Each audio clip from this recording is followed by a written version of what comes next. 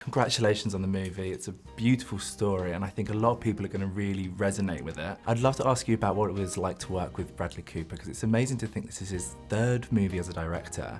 And is it easier working with a director that has acting experience?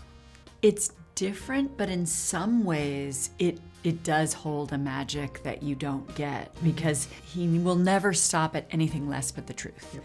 So that is your credo versus the shot as your first goal is incredible, because he starts with the honesty and the acting, and if that works, everything else falls into place from his perspective. So that's an amazing gift, and I think also it's why he, now we've been talking about the fact that he camera operated a lot of the movie, that he was right there with us, and his instincts as an operator came from feeling his fellow actor, what they might do next. He has that ability, I think, because he's an actor, to anticipate what was coming next from us and be right there. And that was amazing gift. Yeah, absolutely. I mean, I think, like she said, it was, for me, really awe-inspiring working with him, just because he is wearing every hat. He is the actor and the scene partner. He also co-wrote it along with, Will Arnett and Mark Chappell, and is directing, of course, and is, operating camera. So I just think, one of the things I laugh at, I was like, I just think that Bradley has the hyper focus to do all of those things.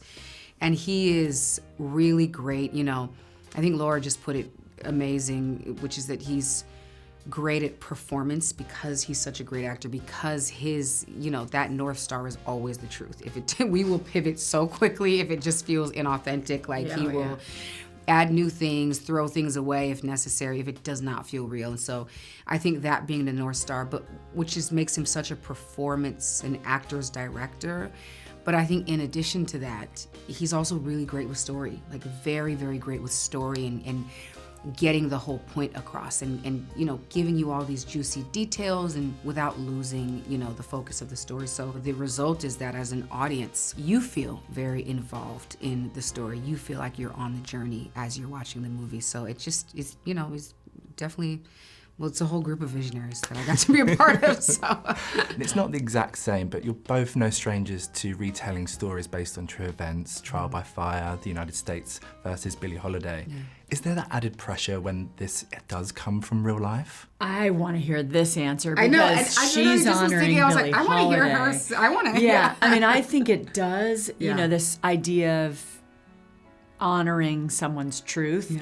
Even just with John and Mel, we were wanting to, certainly, even though it's just inspired, these are totally different characters, we want to honor the essence of what inspired it, their love story, certainly, and his passion in stand-up. You suck.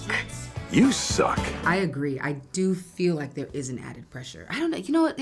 Can I say it's both a little bit? Because you have something and a person and a life to really draw and to study. And if you have ADHD like me, then you can hyper-focus and you're like, ooh, every little detail. So it gives you something, but the pressure really comes in okay, but the people who are familiar with this person, are they gonna be like, is that really her, is that? But then also at the same time, you don't wanna do an impersonation. It cannot feel like it's just, you're a parrot, you know what I mean? Yeah. You're parroting who they are and what's happening. So, which I learned, honestly, in that process, that was and I'd be like, well, this is exactly how she did it. It's we don't want to do it exactly how she did it. You know what I mean? So I think that there's the balance of honoring the person, you know what I mean? And making them feel real, but really imbuing them with yourself and with now, because it's for instance, you're translating a time period, but we don't quite live in that period. So you're translating it to a new audience. So I don't know. I think it's a little bit of it both for me. And so, as she said, same thing with these characters. It was really about honoring them without making it feel like we're just, doing a parody or just parodying their life. Which they said, I asked John and his wife how they felt about that, and they were like, we felt like we were honored really well, and they loved the changes made, so that was really nice to hear. Oh, that's amazing.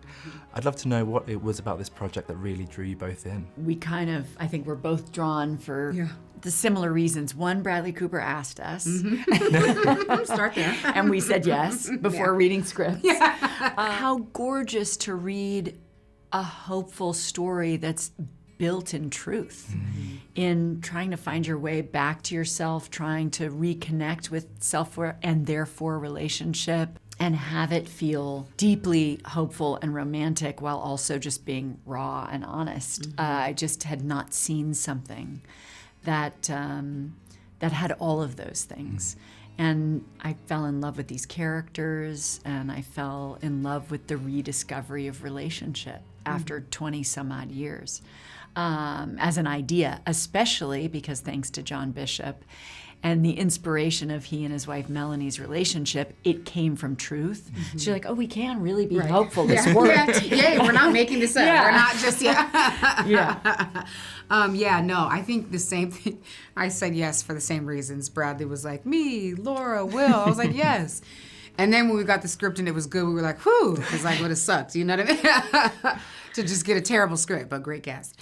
No, it was just, I mean, it's a beautiful story, right? And as she said, I think because it's pulled from truth, it's, you know, loosely based on the life of John Bishop and his wife Mel. And I think that they were able to really successfully just write and tell this story in a way that where it could have been really kind of sappy, you know, and like you said, like, it feels cathartic without feeling like you're in a therapy chair, you know, and I think it deals with a lot of themes that I personally resonate with, which is just transformation is a huge one, you know, that we're constantly changing as people, and, you know, and we can find these different mediums and these new passions throughout our life, and we don't have to stop pursuing that. I think it was just such a beautiful script. Oh, honey, I had no idea your life was so bad. Now, again, the story is all about that one small choice that really changes the trajectory of life.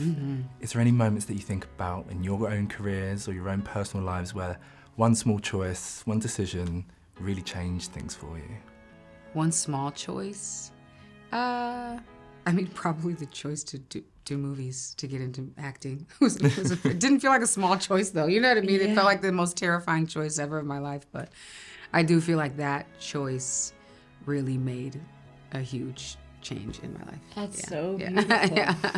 And it must have been massive, but maybe because you had this whole other career. Right, yeah. And passion, it could be an extension of it. Yeah. Now, as opposed to like the thing you have to gamble on. Yeah. It's the only thing you found. No, that's true. That's a good point. I also think maybe the small choice was really just deciding to meet with Lee, because I think I had already been like, I'm not doing this. This is crazy. But I was like, I called him and was like, fine, I'll meet with him because he's great, right? You know what I mean? He's a legend. Maybe he wants music for the movie. So maybe that's the small choice that snowballed into it. But you're right. It's not like my whole life was hinged, you know, on that. Although it definitely changed things a lot. It's incredible. Anything for you? For me, I think the biggest choice, which starts very small, and for me particularly because I was a kid, is listening to that tiny voice, that's actually the knowing voice. That would be my biggest small choice, is like to be a kid and have something like, oh, I should do that for a living, and follow it, even in our lives when there's a lot of people with a lot of noise explaining why we shouldn't follow our voice. Any of us who can keep following it, and just like this movie talks about, the voice changes, we change, the messaging changes, but just continuing to stay in touch with, because it usually starts small, especially when it's like course correct in, well, you've done that, why don't you try this now? And that's also terrifying, the new voices that come up. So it's easy to say, oh, girl, let it go. You've done, what are you listening to that for? So That's really good. Going to continue to try, That's the really practice of A listening. beautiful way to end our interview. Thank you so much. It was lovely to meet you both. Congratulations on the film. It's beautiful. You. Same. Thank Thanks so A much. lovely Appreciate day. you. Thank you. Man, I wish I had a punchline.